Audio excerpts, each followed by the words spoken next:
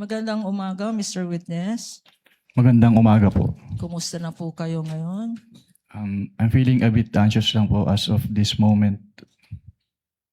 Nervyos? Anxious? Okay. Huwag kang mag-anxious. Please state your name again. Your name, your age, and occupation and other personal circumstances, Mr. Witness. I am Roderick C. Wamil, 34 years old and currently an audit team leader of the Commission on Audit, Pasay City. Before I ask you about your present occupation, give us a educational background. What is your educational background, Mr. Witness? Ako po ay nagtapos ng Bachelor of Science in Accountancy from the Central Luzon State University at ng Juris Doctor degree from the Arellano University School of Law. So you are both an auditor and a lawyer?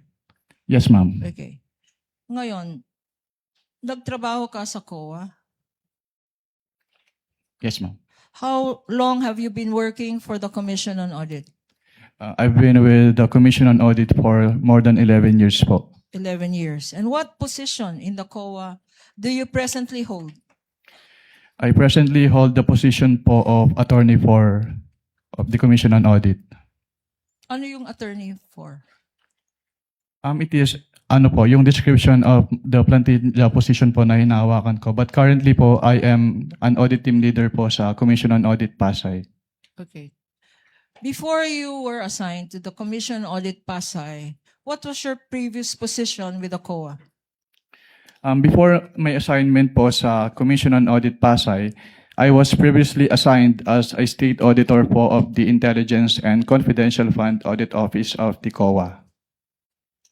Itong COA ICFAO. ICFAO? Yes, ma'am. Could you give us a background? Ano itong COA ICFAO?